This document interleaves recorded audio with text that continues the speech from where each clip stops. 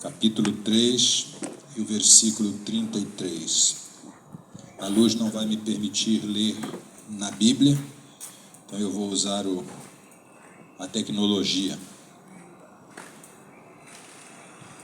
Diz assim: e ele lhes respondeu, dizendo: quem é minha mãe e meus irmãos?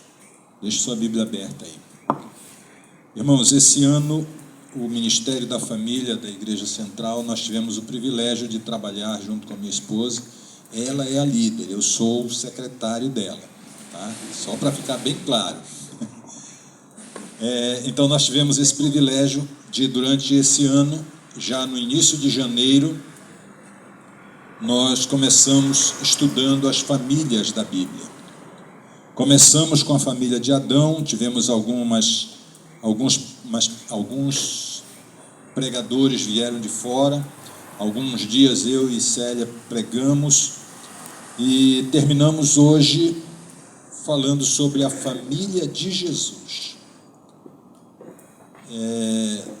Naturalmente foi uma série que a gente trabalhou.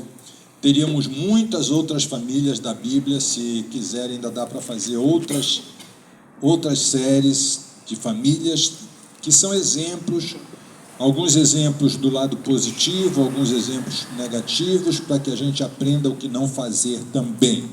Então foi realmente muito bom esses momentos.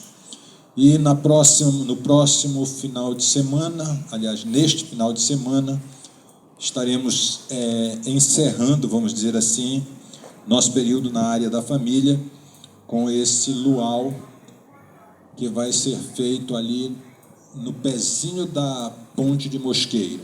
Tá? A melhor referência vai ser essa.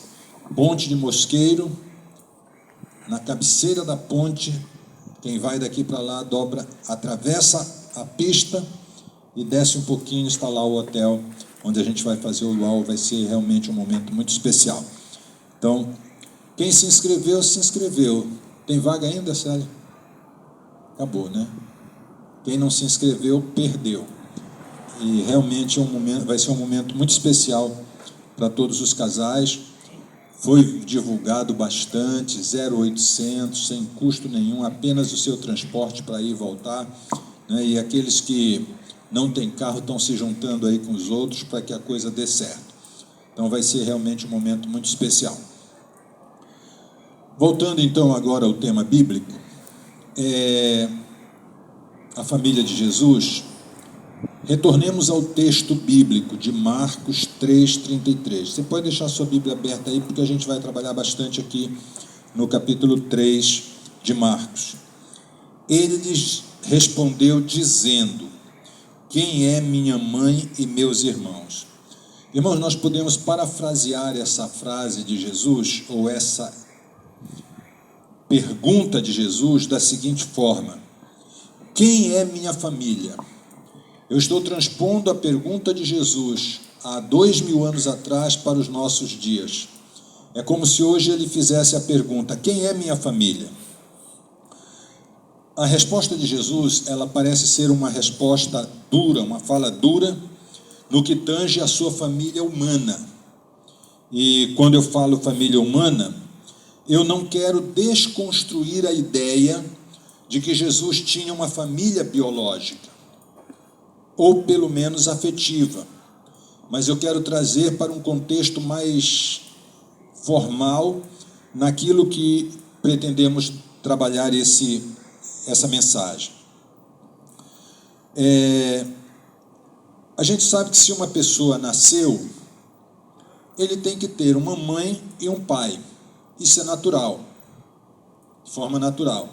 Entretanto, a gente sabe que o nascimento de Jesus não foi natural. Nós temos José e Maria como seus pais aqui na terra. Mas, se nós fôssemos, ou se tivesse naqueles dias, a possibilidade de fazer um exame de DNA, com certeza não teria nada de José e Maria em Jesus. Ou seja, os códigos genéticos de Jesus jamais seriam reconhecidos em José e Maria, ou vice-versa. Então, Jesus, na verdade, quando a gente pensa nesse aspecto, ele não era filho carnal de Maria e José. José, muito menos. Maria foi aquela que Deus usou para conceber, pelo Espírito Santo, Jesus Cristo. Mas, nesta noite, eu quero pensar na família de Jesus, em primeiro plano, a família papai, mamãe e filho. Eu quero pensar numa família onde nós temos aí o vínculo afetivo. No vínculo afetivo não tem como a gente dizer que José e Maria não foram os pais de Jesus, porque eles deram educação, eles deram amor, deram carinho, tudo aquilo que uma família natural, que acontece com uma família natural. Eu creio que cada um de nós aqui tem uma história do seu nascimento,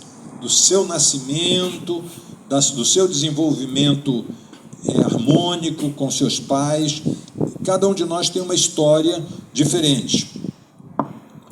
Agora, nós nos encontramos aqui num momento especial, onde Maria, José e os filhos de José, irmãos de Jesus, pelo vínculo afetivo, vou manter isso bem claro, eles chegam no local e alguém vai avisar a Jesus: olha, tua mãe e teus irmãos estão aí.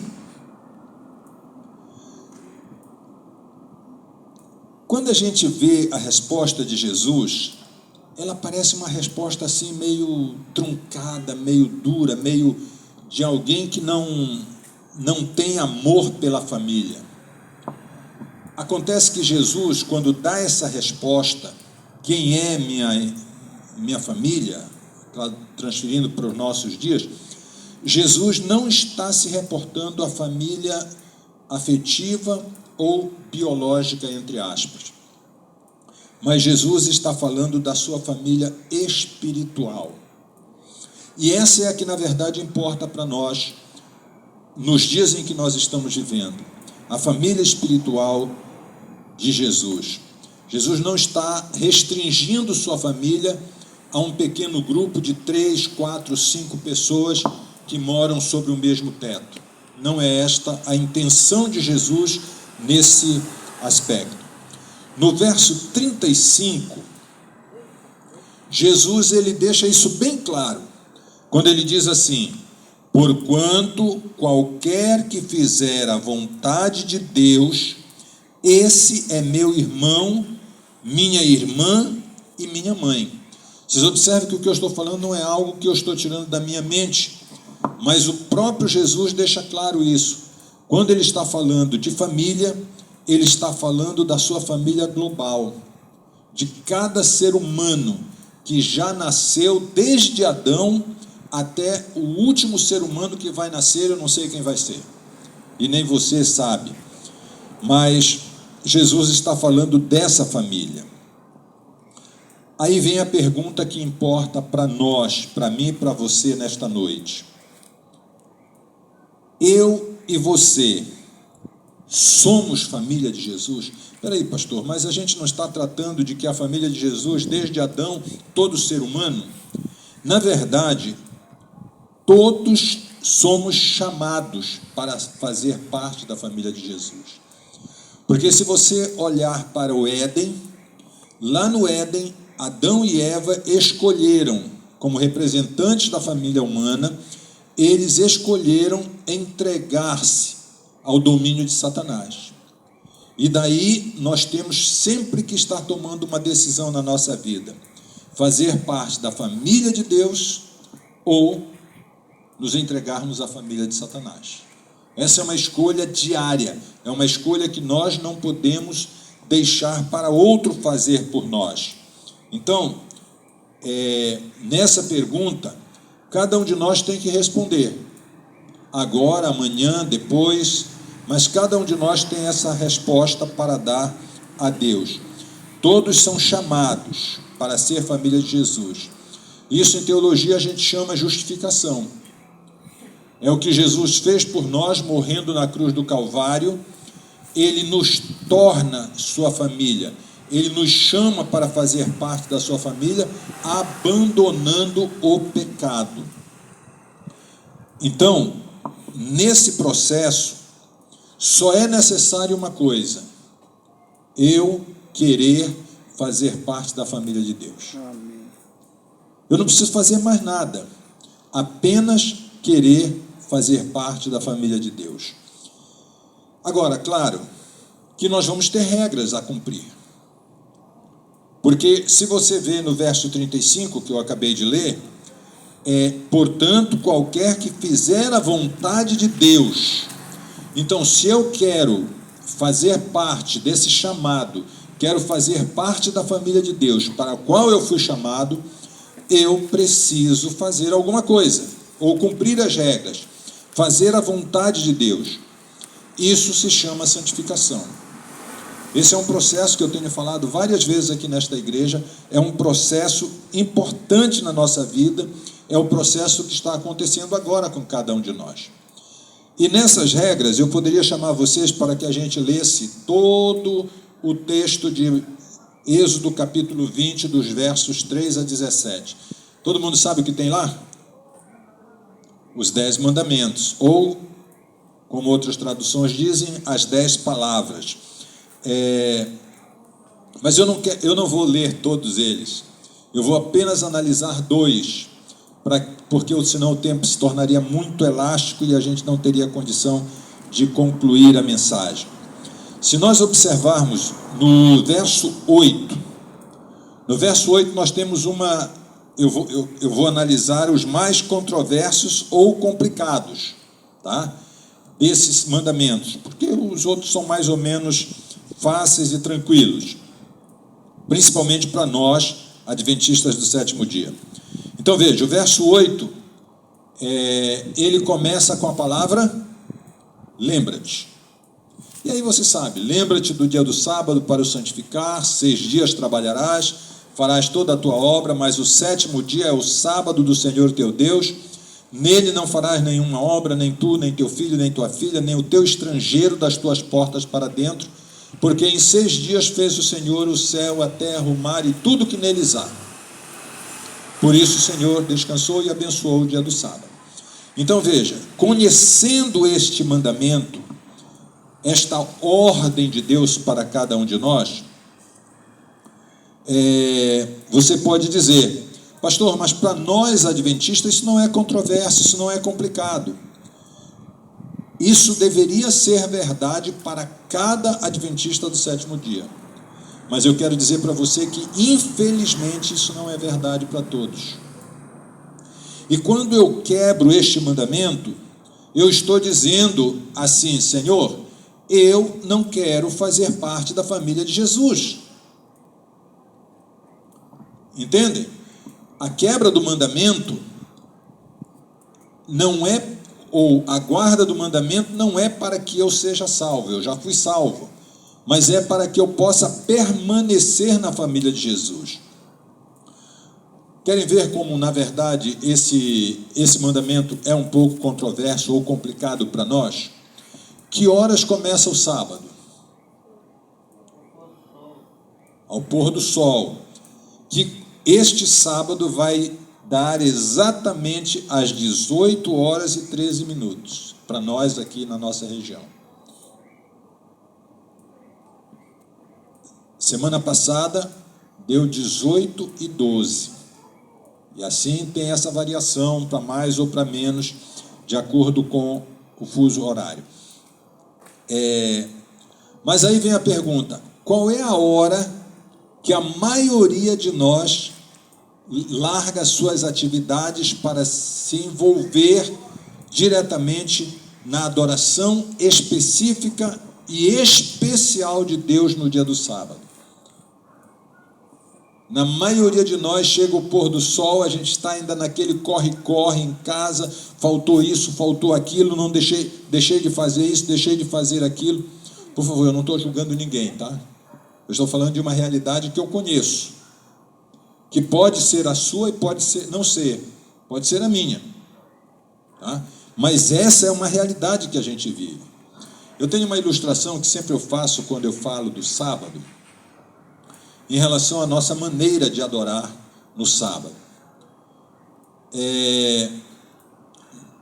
No pôr do sol da sexta-feira, a maioria dos adventistas, eu vou falar maioria porque nem todos são assim, a maioria dos adventistas tem um gancho, uma vara. De um lado, essa vara tem uma forquilha. E na sexta-feira ele usa a forquilha. Ele põe a forquilha no sol para segurar o sol até 10, 11 horas da noite, para ele poder terminar as suas atividades e poder começar a adorar a Deus nas horas do sábado. E no pôr do sol do sábado para o início da semana, ele tem um gancho. Do outro lado da vara tem um gancho.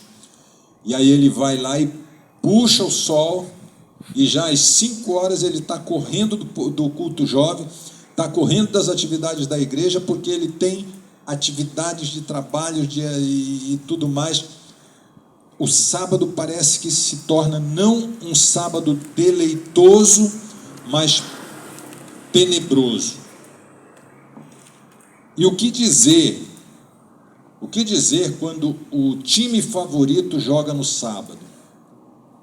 Hoje, com a internet, a coisa fica feia. As redes sociais não perdoam. A gente às vezes luta para não saber o resultado, né, Daniel? A gente luta para não saber o resultado, mas não tem jeito. Elas acabam chegando. Não importa se é Remo, Paysandu, Flamengo, Corinthians ou qualquer outro time, mas é uma tendência natural. Eu lembro, uma das últimas Copas que o Brasil foi bem, eu ainda era estudante de teologia e a gente estava colportando em Manaus, e um dos jogos foi no sábado à tarde. Era um jogo decisivo, e eu com a minha equipe, eu estava liderando uma equipe de colportagem. Eu com a minha equipe, a gente resolveu sair para um lugar bem afastado, para a gente não ser importunado. Só que o Brasil ganhou nesse dia. E aí você já imagina, né? A festa, os fogos e tudo mais, não teve como a gente ficar livre disso. Mas veja bem, há circunstâncias e às vezes a gente busca, de uma forma direta ou indireta, saber aquilo que está acontecendo. Então nós temos que ter cuidado. Futebol, política, os acontecimentos do dia a dia, eles devem ser colocados de lado nas horas sabáticas. Se eu quero fazer parte da família de Deus, não é isso que Jesus disse? Quem faz a vontade de Deus é da família de Jesus. Então, se eu quero fazer parte dessa família, eu tenho necessidade de fazer outro. O outro mandamento que eu quero analisar com vocês está no verso 15. No verso 15.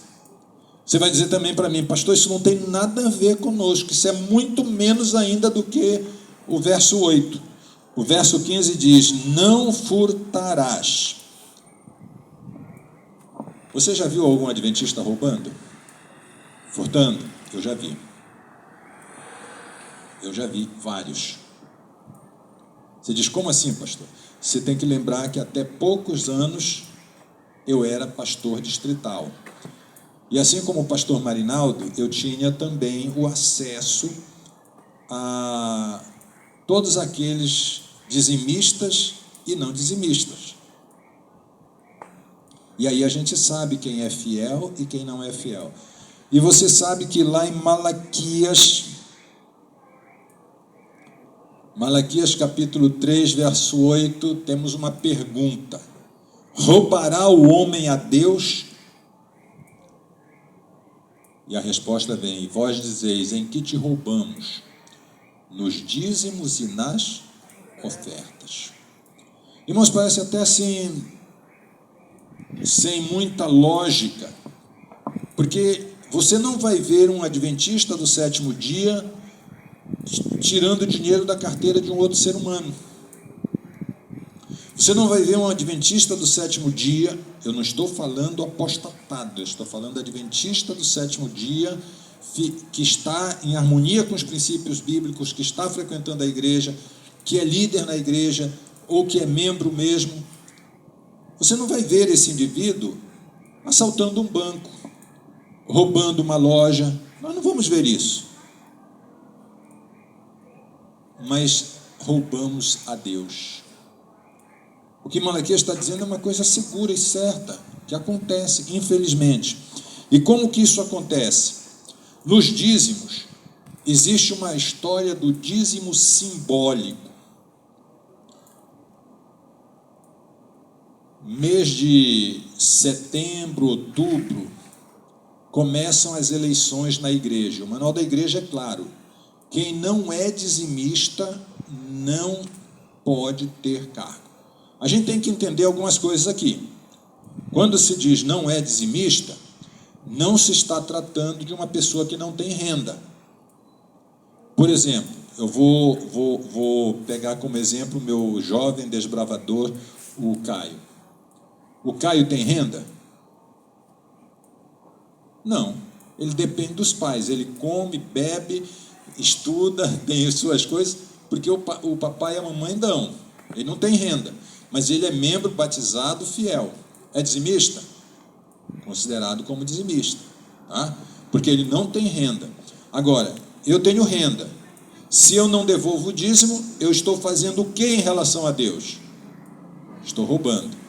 Então, o manual da igreja diz que quem não é dizimista, levando em consideração o que eu expliquei, ele não pode ter cargo na igreja. E aí muitos adventistas fazem o seguinte: ele passa o ano todinho sem devolver dízimo.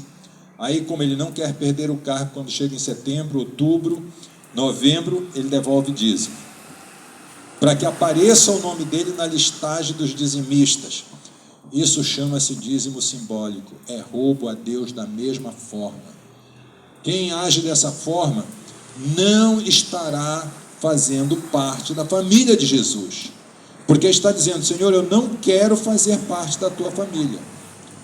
Espera aí, mas não terminou, porque Malaquias diz que é nos dízimos e nas ofertas. Irmãos, a gente tem que ter muito cuidado. Nós fomos ensinados ao longo do tempo a dar esmolas para Deus. Como assim, pastor? Esmola? E vocês sabem que tem esmola alta. Tem esmola de R$100, tem esmola até de R$1.000. Mas não é isso que Deus quer. Deus não está preocupado com o quanto eu dou, mas o quanto eu sou fiel a Ele. Você já deve ter observado que eu e minha esposa, dificilmente a gente dá uma oferta na salva quando ela passa, porque nós somos pactuantes. Essa é a melhor maneira da gente ser fiel a Deus e não roubar a Deus. Recebi o meu salário, recebi minha gorjeta, recebi uma bênção. Eu gosto muito de tratar desse assunto como bênção. Recebi uma bênção de Deus, eu retiro o meu dízimo e na mesma hora eu retiro o meu pacto e devolvo. E a igreja administra isso. Irmão, não tem bênção maior na vida de um crente ser fiel a Deus nesse aspecto de dízimos e ofertas. E aí, lógico, se você quer dar uma oferta extra, é com você e Deus. Mas o que Deus pede da gente é que a gente seja fiel nos dízimos e nas ofertas. E não tem melhor maneira de ser fiel nas ofertas do que sendo pactuante.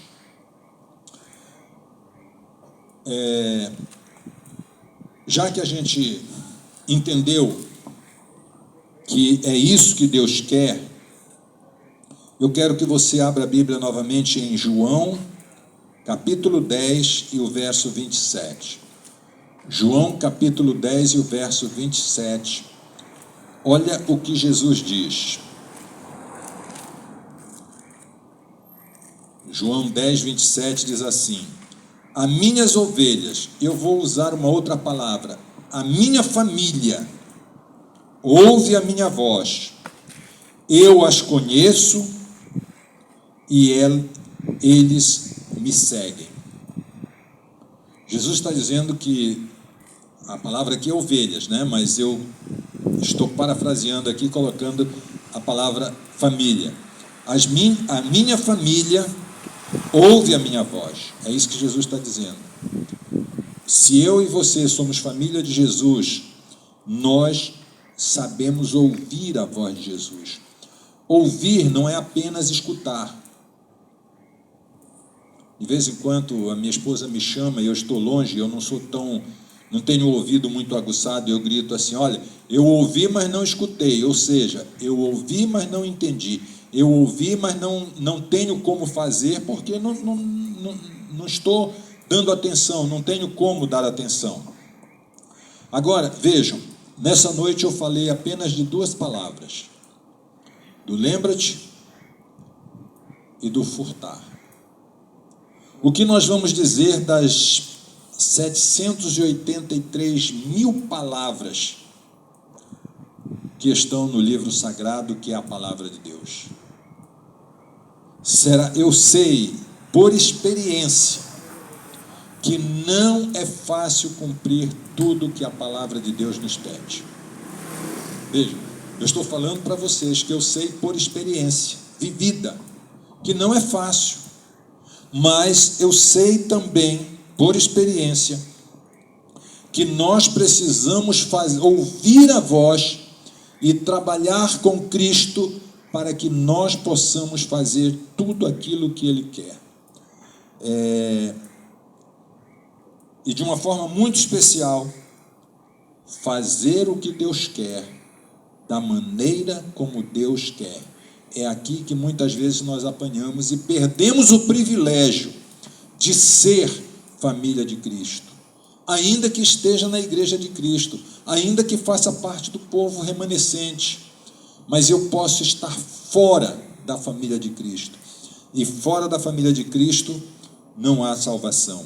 Então eu preciso fazer o que Deus quer, da maneira que Ele quer.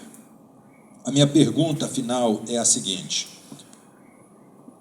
eu, José Adegas, quero, sem dúvida nenhuma, fazer parte da família de Deus. A pergunta agora é para você. Você quer fazer parte dessa família, da família de Cristo? Amém. Não é uma decisão já feita, é uma decisão diária, para que eu possa permanecer na família de Deus. Se isso é verdade, que você quer realmente fazer parte da família de Deus, da família de Jesus, eu quero convidar você a cantar junto com o vocal o hino 190, Pertenço a Cristo. Se você quer fazer parte dessa família, por favor, fique em pé e cantemos juntos. De podermos ser família de Cristo Jesus. Por favor, Senhor, derrama sobre nós o Teu Santo Espírito, para que possamos permanecer como família, quer no lar, quer lá fora, que nós possamos representar bem o nome do nosso Senhor e Salvador Jesus Cristo. E agora, Senhor, vamos nos deslocar de volta aos nossos lares. Suplicamos que o Senhor nos acompanhe. Nós oramos agradecidos em nome de Jesus. Amém e amém.